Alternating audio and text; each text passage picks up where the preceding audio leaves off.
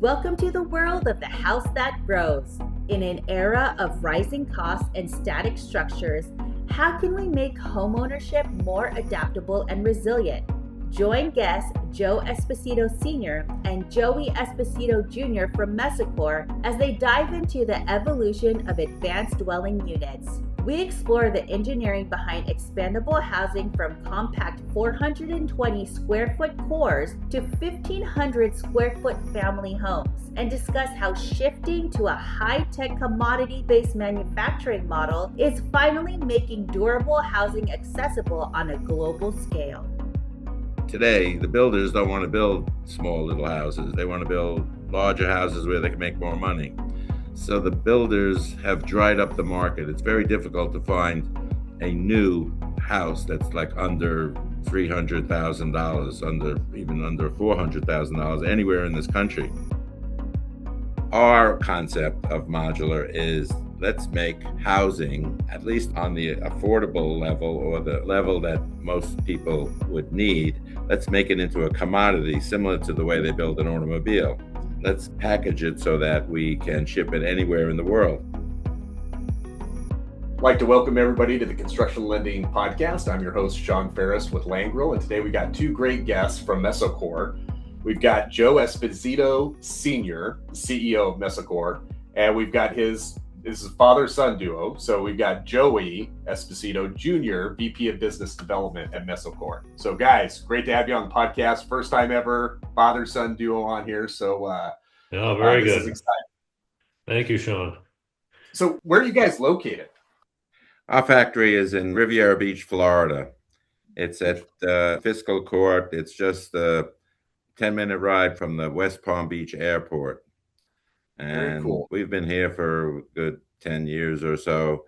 It's not a huge factory, but it enables us to do all the research, support our development, and build a limited number of modules that, maybe 50, 100 a year.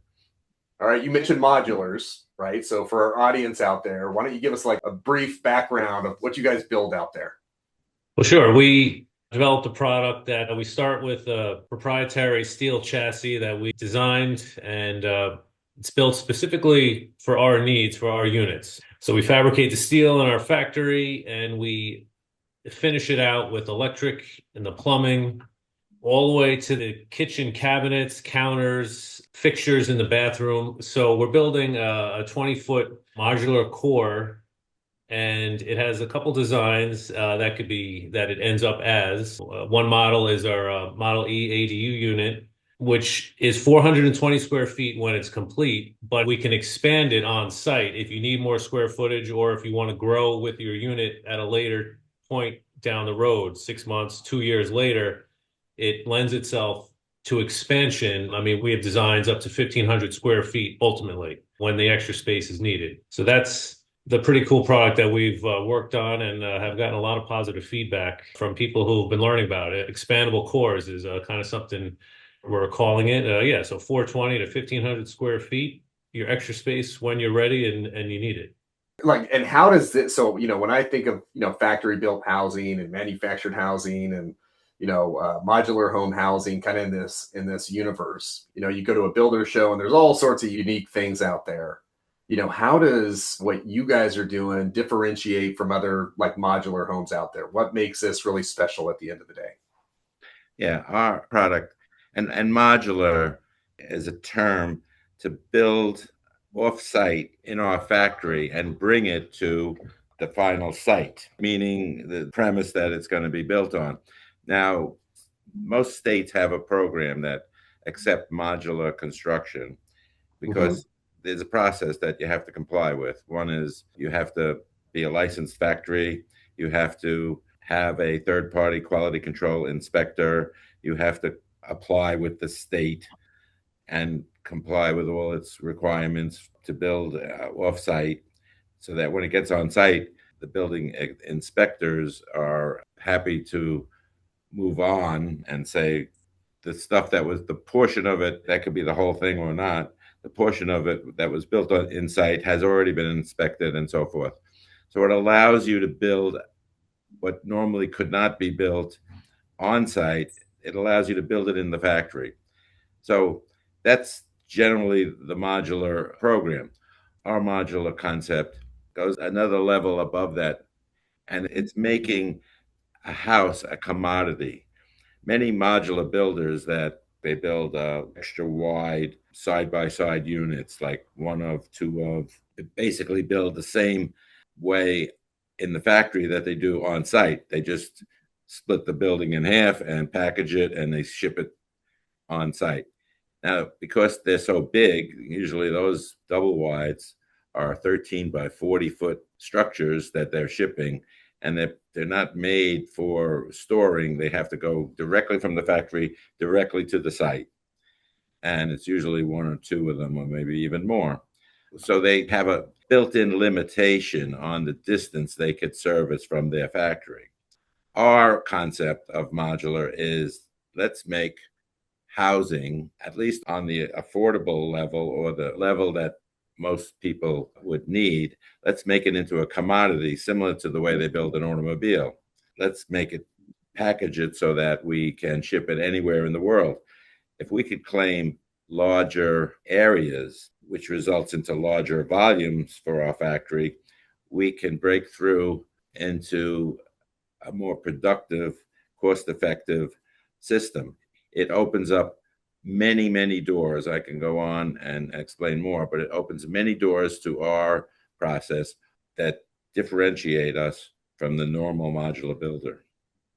No, that's pretty amazing. Like, I've seen houses shipped on the freeway, and you're driving by it, and it's all kind of Right, yeah, plastic on it, yep, and sealed, one and side, yeah. yeah, and they're coming in sections, and then you've seen it where they've had to shut down a street and raise up the electrical things, and they have trouble making it around turns. So I see what you mean by, there's definitely some limitations. How do you guys ship anywhere? And you said anywhere in the world too.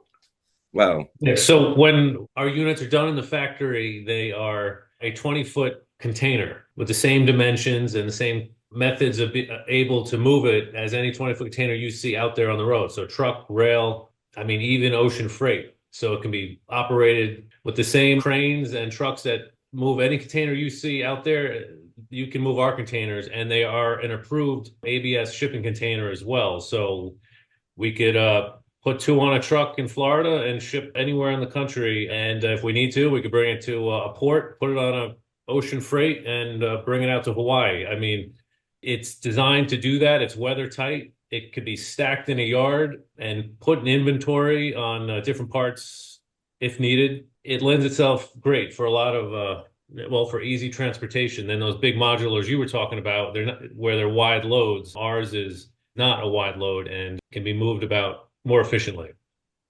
No, that's pretty cool. Like, I get it. It fits into a shipping container, makes it easy to get anywhere. Well, it's not in a shipping container. It is the shipping container. And so essentially, yeah, we ship it to the build site, and it grows into the finished product. It gets delivered as the container, and it morphs into the finished product. For everybody that's listening here, you're seeing a shipping container, and it's like a transformer. You get it out there, and it magically becomes this home. What does it look like, or how does that happen, and what does it end up looking like, once you get the container out at the job site? It looks just like a container. It's a cube that is 8 feet wide, 9.5 feet tall, and 20 feet long. It looks like a big package that a container would look like. It has a little different, we shrink wrap it. It's a little different than a steel frame container. I think essentially what you have to understand is we do not use shipping containers. We're one of the few people that are licensed in this country to manufacture shipping containers. So what we do is we manufacture what they call a single-use shipping container. It only goes one way. It goes from our factory to the final site. We make a steel frame to our specs. It is approved by the approval agency jurisdiction for shipping containers, but it's somewhat different than a shipping container. It has more open sides. It has more expandability. It has a cistern built into it. It has a lot of features that we customized and built into this single-use structural steel frame. because it's a shipping container, it has to fit in with the strength of all the other shipping containers, which is some 5 to 10 times more strength than a normal house is built to. In other words, our container could support 8 containers above it, which is some 400,000 pounds, versus a house that might have a live load of 40 pounds. Maybe it could support, 2 feet of snow. So the benefit that we get out of building a steel chassis is, number one, we could fit it with all the plumbing. We could pack it, and usually they're 20 to 30,000 pounds when they're finished. We could pack it with rigid countertops, shower doors. It's that rigid that it could be transported without it deflecting or causing a problem in the structure that it's carrying to the job site. And once it gets to the job site, it stays there, the steel frame. So our house is basically a steel frame building. As a steel frame building, it is far more resilient to things like hurricane, earthquakes, tornadoes than most other structures. It's almost like a bunker. It's how you might even build a steel bunker in the Midwest that would resist a tornado. That is pretty cool. Like, when you were talking about how strong it was, that's exactly what I was thinking was, hurricanes and tornadoes, and, definitely has its purpose. Now, who's out buying these homes? What's your ideal customer profile look like of somebody that would be interested in one of these? Well, just about anybody. We've actually fitted it with solar and water harvesting systems, because a house is not a house without power and water. You absolutely can't live in this modern age without those commodities. So right from the beginning of the design, we incorporated it into our design motif and design scope. So who's buying it? Our product is expanding. We started with a product that could be basically just a house, but now we've designed a small house that's, Joe had mentioned, 420 square feet, which could be classified as an accessory dwelling unit. Oh. But I don't want to call it an accessory dwelling unit because it has far more use. I call it an advanced dwelling unit. As an advanced dwelling unit, it can be expanded up to 1,500 square feet.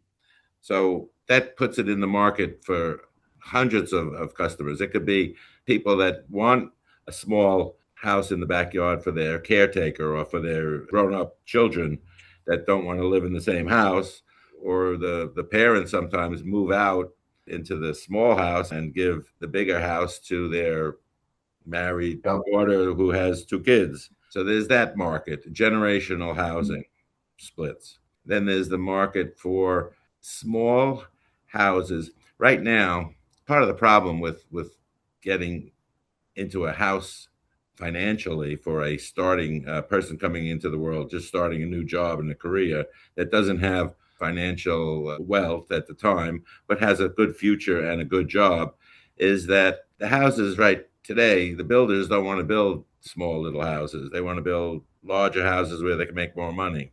So the builders have dried up the market. It's very difficult to find a new house that's like under $300,000, even under $400,000 anywhere in this country. Basically, your choices are buy a condo, which has basically no land, has no outside space. It's basically an apartment, but you could buy it. That's the only virtue of it, other than renting an apartment, that you own it. But it doesn't give you what people want. People move into them and they say, well, I can't bring a family in here. I want some outside yard space. I want to be able to, do some gardening. I want this and that and that. And this doesn't do it for me. Mm-hmm. So those people are a big market for us that really want to move into a house. So that gave us the concept of putting in this expandable starter home, which you could actually buy in most communities for under $200,000 with the land that could fit a conventional 1,500 square foot 3-bedroom house. Okay, so because we're building just a small portion of it, at this point, you could buy it at a price that the mortgage would not exceed the rent that you would pay for a small apartment, and then expand it when you need it. This is a huge plus for people that want to start into it. Yeah, and other or people may be looking to downsize. They've had the Yeah. larger house and they don't need it, don't want it anymore. Kids are gone, so maybe they want to simplify things, but they don't want to go to a condo. They want their land. They want to go out their front door and go for a walk and barbecue. So, they want to own something, not rent, but they don't need the size anymore. So, I got a question for you, Joey. How long does it take to get, it seems a little bit different than the traditional manufactured house or modular home. How long does it take to get, if you're dropping it off on somebody's property, how long does it take to get it installed, or even shipping it out? It seems like that would be quick, but it seems, is it a quick time frame from beginning to end? Like, what are we looking at to get somebody yeah, up? it is certainly quick. Once you have your permit and you have your foundation piers installed, then we can go ahead and drop ship our core onto the piers.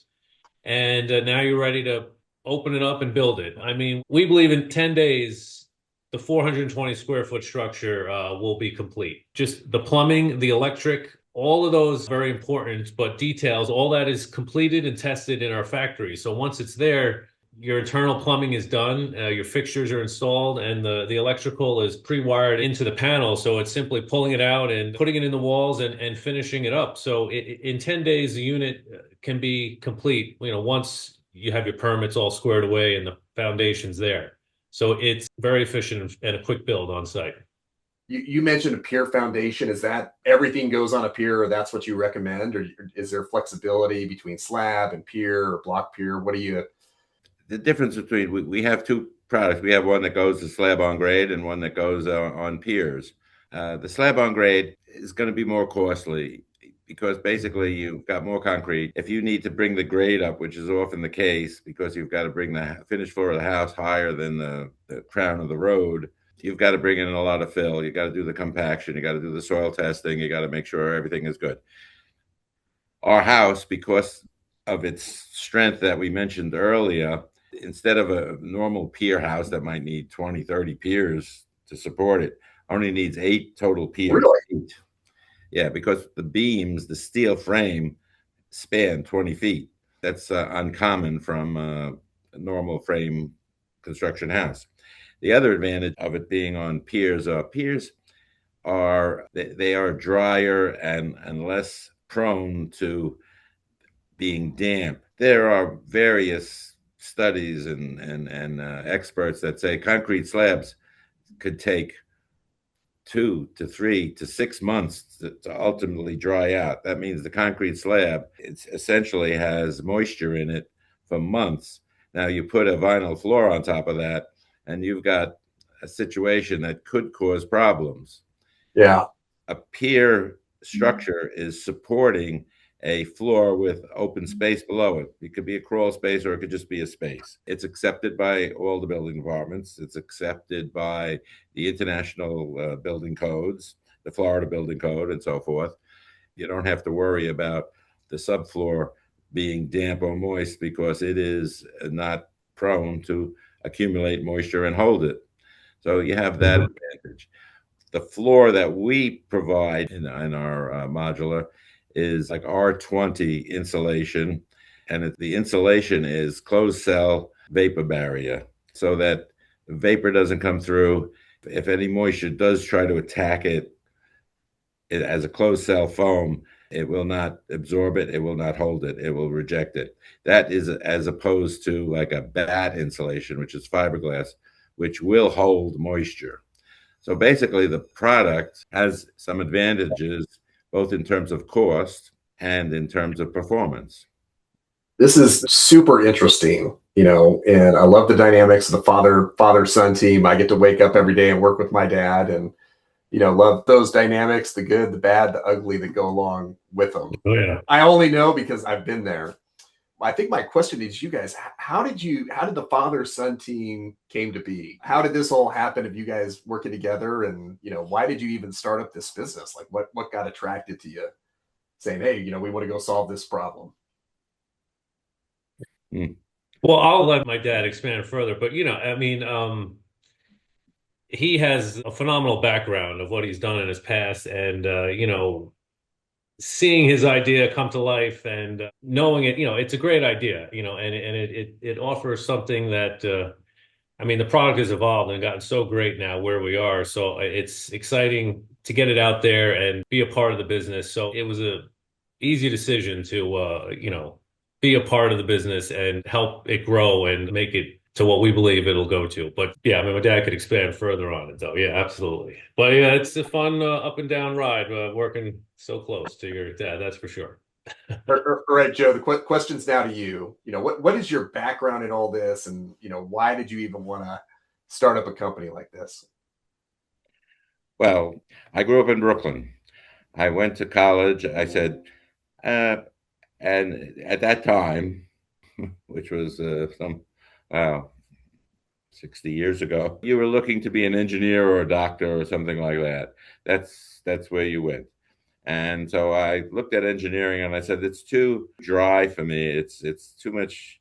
I was good at math and I was good at technical stuff, but I wanted something more. So I switched to architecture and I studied architecture at City College in New York City and became a licensed architect in New York. I worked as an architect for a while, but then I went into a business that manufactured sunrooms.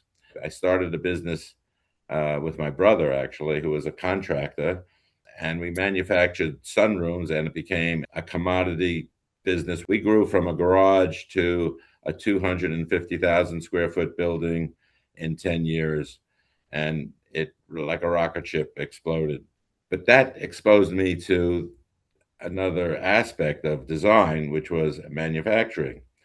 I found manufacturing fascinating. I was basically the guy that was running the factory. So it was amazing how efficient it could be. And then I looked at the construction sites that I was still familiar with, and I saw incredibly how inefficient they were, how things could get slowed down, the weather, the inspection, the shortage of materials, the mistakes of materials, the broken materials, the broken machinery that's on site.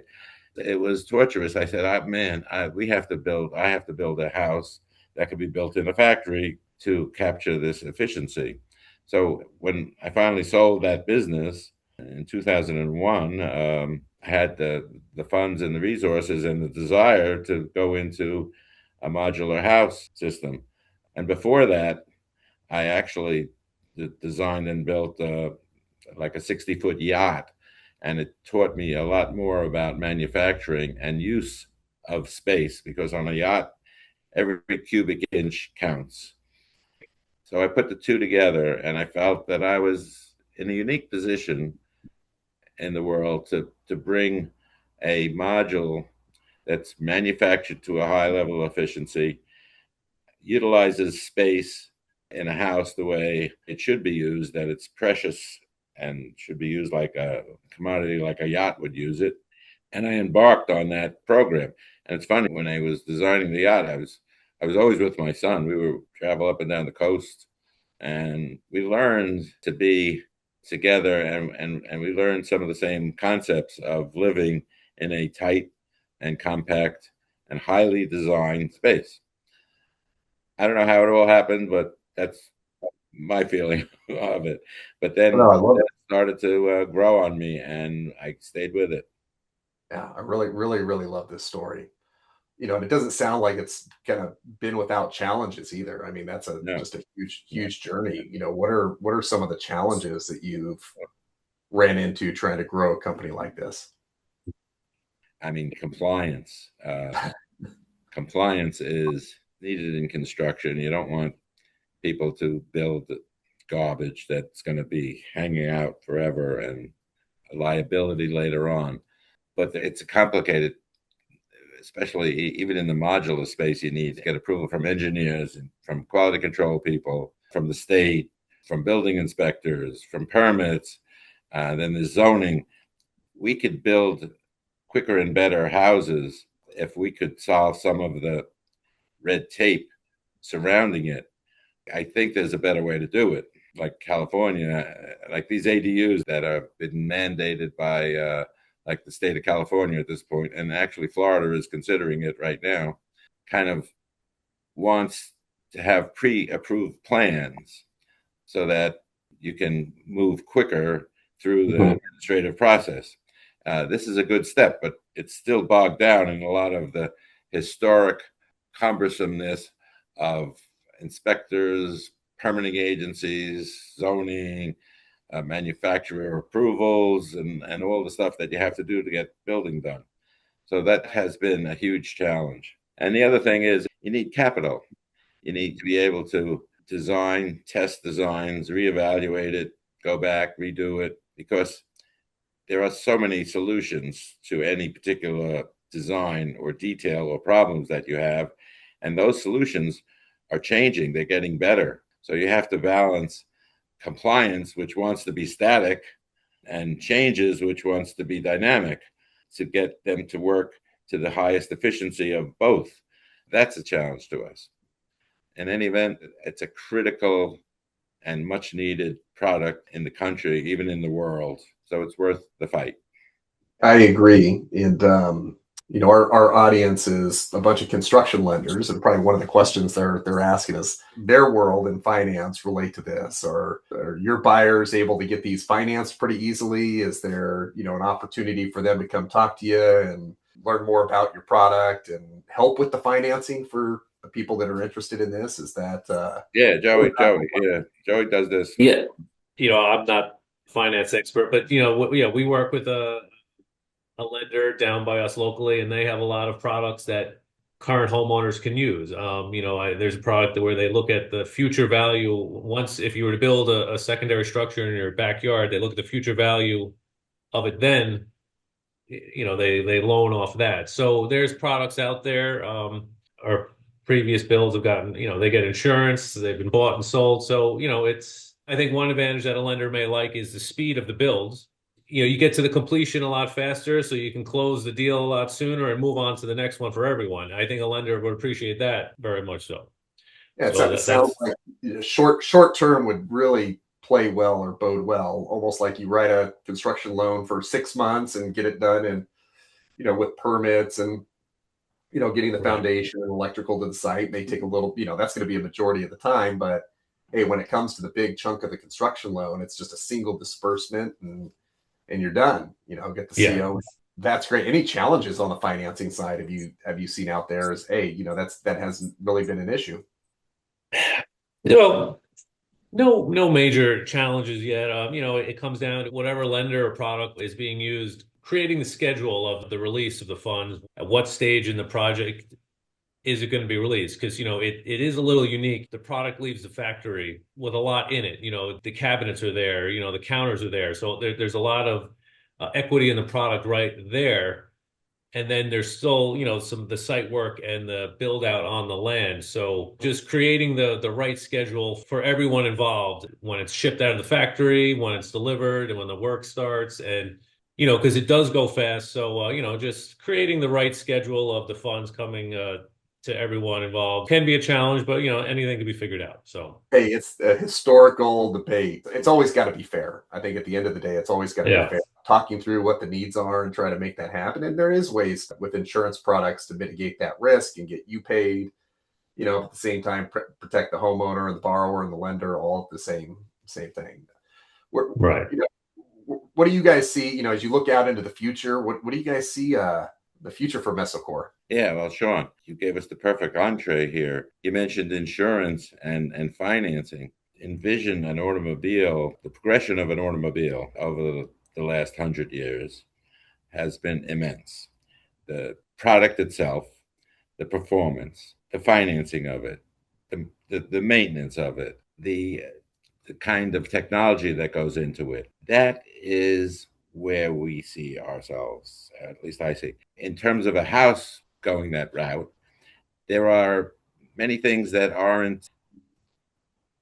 Traditionally, a house is site built, and all the components, all the systems are kind of independent.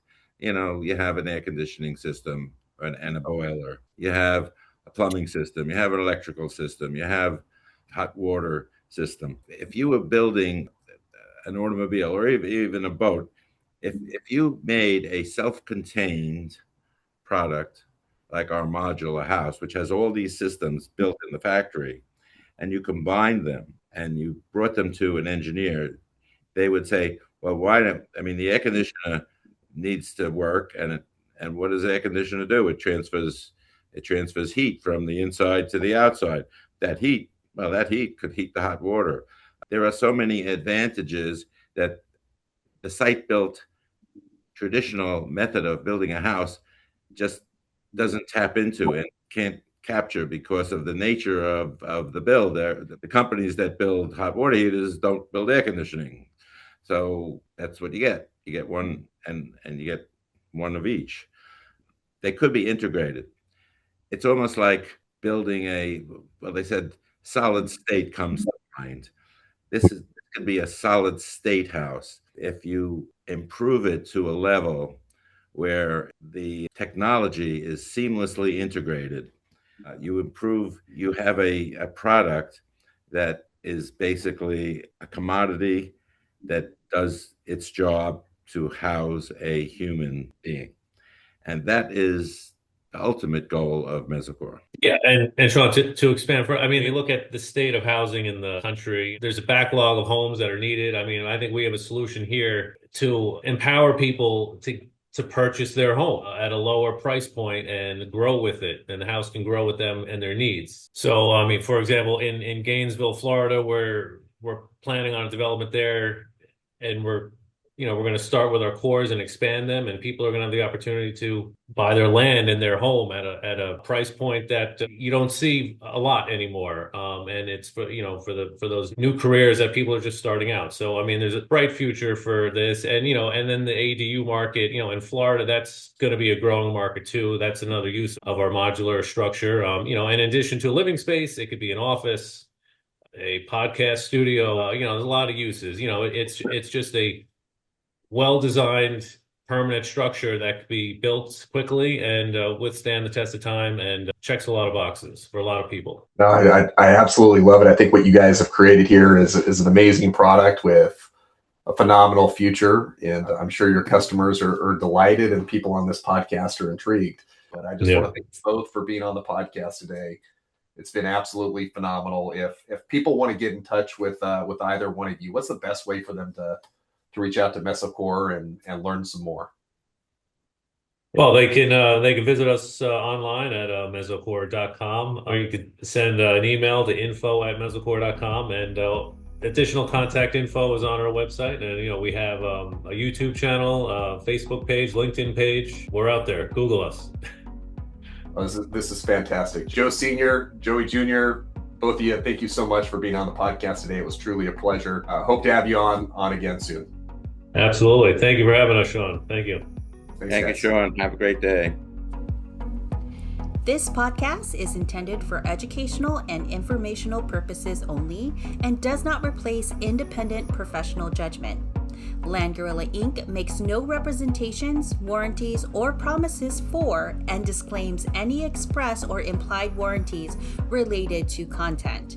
Before acting on any information, you should consider the appropriateness of the information as it pertains to your unique business needs.